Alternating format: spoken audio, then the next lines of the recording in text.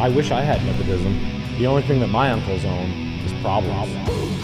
Radio Free Innsmouth, episode 259. This week it's finally happening. Something that's been hinted at since at least March of last year with the Memoir episode 212. We're finally hitting up Malice Mizer. Not to be confused with other famous misers you might be familiar with, such as the Baked Miser, or heaven forbid, the Crack addict. Malice Mizer's a little bit more with it than those other fellas. As far as neoclassical Japanese vampire stuff goes, these guys are like the great-great-grandpas of all of it. Apparently, they're part of some big four of Visual K, because I guess everything's got to have a big four. But unlike the original American big four, where you got great bands like Megadeth and Slayer, and then two crews of jabronis that I shall not mention. Carmine always said Metallica. they're nothing more than a glorified crew. Lacrima, Christie, Shazna, Fanatic Crisis, and Malice Mizer are all pretty darn good, and they all sound very different. But out of all of them, Malice Mizer is the one that sounds the most different from just about everything that came before them, and even stuff that came out afterward that's clearly influenced by Malice Mizer doesn't really sound like Malice Mizer. Nobody sounds like Malice Mizer except Malice Mizer. But what the hell is a Malice Mizer? Well, according to the band, Malice Mizer was their answer to the eternal question, What is a man?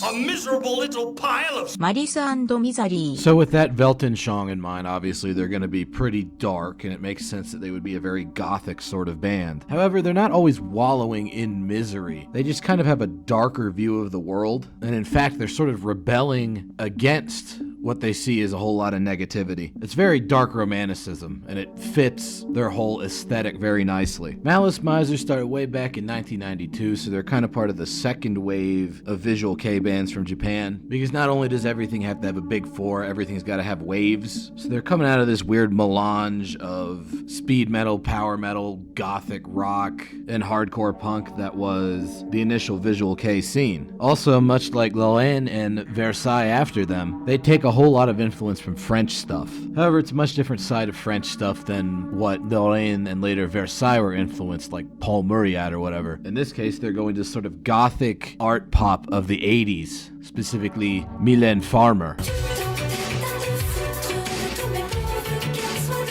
Who, if you're into the darker end of synth pop from the 80s, like some of the late 80s Depeche Mode albums, I would highly recommend you check out her stuff from the 80s, because it has a really cool, melancholic, very gothic atmosphere to it. A lot of driving, grinding beats underneath some very delicate synth work, and some very ghostly sounding vocals. But this lady's stuff was a major influence on Malice Mizer, specifically in terms of their aesthetics. If you look at the cover of the Mylène Farmer album that influenced Malice Mizer the most, you see it's got a pretty striking aesthetic. Got a black stripe at the top and the bottom, kind of a warmly lit, dark, monochromatic photo in the middle with a whole lot of red tones. And then at the top and the bottom, in bold Casablanca antique font, it says the name of the artist and the title of the album. Incidentally, that's kind of an interesting font as far as its usage in an artistic context. Over the years, it's actually kind of become one of the go-to fonts for metal bands to use. Notably, off the top of my head, I can think of Sepultura and Origin. And it's also the font of choice for John Townsend, although he tends to italicize it. Really, almost every recipe does use nutmeg. It's kind of funny. Malice Mizer heavily utilizes this aesthetic on almost all of their album covers, but particularly on their first album, it's like a one-to-one copy of the layout of that Mylène Farmer album. 하나랑 룸서비스를 영어로 시켜먹기였는데 Why are we talking about aesthetics so much? Well, it's because Malice Mizer's a Visual K band. In English, that means visual style. So the overall presentation is of the utmost importance. But I suppose it is high time that we actually started listening to some of Malice Mizer's music, and the best place to get a handle on that is with their first album, Memoir. So musically, Malice Mizer's style has always been typified by the fact that they have two primary songwriters. The first being a fella named Mana, who, if you've watched the Memoir episode, you know a whole lot about this guy. Very interesting, very dark character. Back in the Malice Mizer days, he was the closeted metalhead. Nowadays, not so closeted, given that Memoir is unquestionably a metal band. And the other songwriter is his co-guitarist, Cozy, who is almost the exact opposite. He's like a very punk rock influenced individual, and most of his songs tend toward the lighter, happier end of the musical spectrum, or at least as light and happy as a band band like Malice Mizer can be. The fact that you got these two almost complete opposite types of people writing most of the music for your band is kind of what makes Malice Mizer so unique. A good example of a Mana Pen song would be Memory in Sky, which I believe was actually the first Malice Mizer song ever written. So at this stage in their career, Malice Mizer isn't really a metal band. But the way that their songs are put together, that being linked sequences of riff phrases, is a much more metal style of songwriting than what you'd usually expect out of such a gothic band, and that especially holds true on Mana's songs, which are heavily driven by the guitar and have a whole lot of different kinds of fairly major change-ups in tone and tempo. He's even mentioned in interviews that he likes to change rhythm and key a whole lot because he finds regular song progressions boring. The vocalist on Memoir is a fellow named Tetsu, who honestly is probably my least favorite Malice Mizer vocalist out of the three options, but he does have a very unique tone that kind of fits the dark, desperate nature of the music. And he's able to keep up with all the Mana's weird changes, so he's got that going for him. But honestly, the most important part of any given Mana composition is the wide variety of guitar techniques he uses. Like right here, he has these minimalistic, quickly strummed chords that decay fast, going back into a new version of the opening melody of the song, which utilizes some interesting post-punk style palm mutes, and then that flowing guitar melody being played by the violin. The violin, which is actually a guitar because most of the synths on this album are played by using the guitar as a MIDI sequencer, which is pretty weird. And here we go, some punk influence with total D-beat drumming over the swifter portion of this song. This is what I mean when I say that Malice Mizer are not a metal band, but they write songs like a metal band would. They're designed to take the listener on a journey through a whole bunch of different musical changes with little regard for pop songwriting sensitivities. Cozy songs are often similarly complex, but as I mentioned earlier, they're very different in tone. Interestingly enough, the standout cozy song on this album for me, Seraph, is actually the conclusion of a story that was begun by the Mana song Memory in Sky. The D-beats are back, but they're being played under much happier melodies, coming up to our first big change, which utilizes that same sort of halting cadence that was present in some of the verses off of Memory in Sky, but in this case it's less dark and apocalyptic, and a little more just mysterious. I also really like the piano on this song. This song, in general, was written to be kind of bizarre on purpose. They specifically wanted to use a whole lot of weird drum beats and a whole lot of keyboards so that they didn't sound like any other band active at the time, their own words. Here comes the big J-pop chorus. Like I mentioned earlier, Tetsu is not my favorite Malice Mizer vocalist, but on this moment in particular, I think he does a really good job during the lead up to the weird psychedelic guitar solo outro, making great usage of that watery sounding bridge pickup on what was undoubtedly a very gothically bedazzled guitar. Probably had all kinds of spikes and loop-de-loops on it. With that, we can say goodbye to the very first era of Malice Mizer, because Tatsu Ninja vanish! Tetsu was only the vocalist on that first album. After that, we get into what is probably Malice Mizer's most famous vocalist, a fellow by the name of Gackt, who is nowadays one of Japan's biggest pop stars, and it's pretty bizarre. It would be like if Bruno Mars used to play keyboards in Typo Negative. It's just wacky. But the Gackt era of Malice Mizer tends to be most people's favorite. It's certainly their best selling. It consists of two albums, Voyage sans retour and Merve. And I'm going to play against type here and actually start our examination of the Gackt era with the second of those two albums, because one, Merve, was their first album on a major label, and it's probably the first Malice Mizer most people have heard. Two is for a very specific musical reason that we'll get into in a bit, and three, it's because it's my show and that's how I feel like fucking doing it. What are you, stonad? It's like this. Fourth, because the opening song of the album after the intro, Sayunicus, is very interesting. Kind of unique in their catalog in that it's written by the bassist, and also because it does a really good job of subtly and gradually introducing elements that would become important for the second era of Malice Mizer. It starts off with a very simple and jaunty violin MIDI sequence before opening up into some booming orchestration complete with very orchestral style cymbal work before then shutting itself back down into minimalism with a great sense of finality. If you thought the song structures on Memoir were hard to follow, this album's gonna blow your mind, because these songs go all over the place, and Gackt's got a good enough voice to make all of these different atmospheres work very effectively as we pull in all these different layers of sound in and out. He's great at matching the wide variety of emotional tones in the instrumentation. Coming up now on another big tempo change, this time about to go for a heavy backbeat. Is this the goth rock version of like a breakdown? Am I picking up change? Maybe, but I'm doing so very elegantly, I'll have you know. You might have noticed that there hasn't been like any guitar playing in this track so far.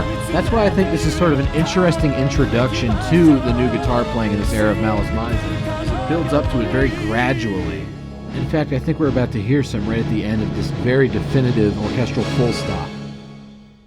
There we go, that's the new Malice Mizer guitar playing style. Pretty much all of the post-punk and goth rock influences have been excised in favor of some highly neoclassical dual guitar leads, which honestly sort of have like a very gothic new wave of British heavy metal type thing going on. This style first appeared on the album before this one, Voyage sans retour, but in that one, instead of being done in like that very super lush orchestral sort of way, it was done in like a very cold, sparse, gothic manner. They're still using a lot of that more post-punk style melodic palm muting from the first album on this one. That style pretty much vanished with Merve. Some really tricky drumming and bass work there, by the way, but it's all over this album, which is overall a much like icier, more minimalist affair than the really expansive atmospheres that would define their third album. But even on this second album, you can tell that the guitar player has evolved considerably. There's a whole lot less angular, jangling riffs and way more of these like very flowing harmonies. And surprisingly, when this style fully came to fruition on their third album, it did so most notably on Not So Closeted metalhead Mana's tracks, my favorite of which is entitled Bel Air of all things, and is based entirely around this weird music box melody. When that heavy guitar kicks in, it's pretty much a direct response to that music box melody, and it also gives Mana a chance to show off his penchant for writing flowing guitar harmonies, before then backing up on the intensity for the first verse, if you could even call it a verse. I mean, this song is pretty much existing entirely outside of the standard verse-chorus structure, which is kind of always how Mana has done things, and it's kind of why he's one of my favorites. Also, that flanger noise is super fucking cool, and it's all leading into a slight renaissance of their goth rock roots with this very watery chord work, with then, of course, going back into these like super heavy harmonized guitar parts. What's goofy about this is, like, this album sold a fuckload of copies in Japan, but it's just so bizarre. Like, I can't see an album with this level of musical complexity selling that well over here, but apparently 1998 Japan was all about the guitar harmonies. Speaking of which, now the harmonized guitars have gone completely back to that music box melody, as there's sort of like an awkward tempo change here, with the original music box fading in. It's like, is that how the song ends? That's kind of depressing. But you know they got more stuff up their sleeve. With the reintroduction of that super cool guitar harmony from the beginning of the song. Bel Air, 10 out of 10, maybe my favorite Malice Mizer song, and one of the ones that really demonstrates Mana's particular variety of songwriting. That's actually why I wanted to talk a little bit more about Merve first, because it's sort of like they're breeding the spawn. 하나더라고요. Now, hear me out. I'm a metalhead. I gotta make metalhead comparisons. Breeding the Spawn, the second Suffocation album, my personal favorite of the discography, and I know I'm gonna get shit in the comments for that, is my favorite Suffocation album because the two main composers, again, guitarist Doug Cerrito and Terrence Hobbs, are at their Terrence Hobbsiest and Doug Cerritoist, to the point where you can use this album to teach you to recognize Doug Cerrito riffs versus Terrence Hobbs riffs, because a Doug Cerrito song is always gonna sound like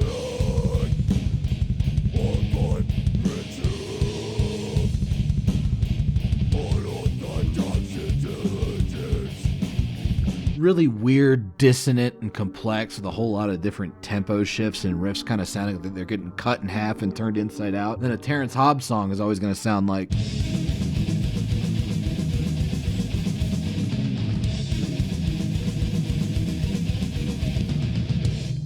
You know, still weird and complex brutal death metal, but it'll have this like subtle hint of melody to it that kind of makes it all the more disturbing. Similarly, on Merve, the mana songs are like 100% pure distilled mana composition, and the cozy songs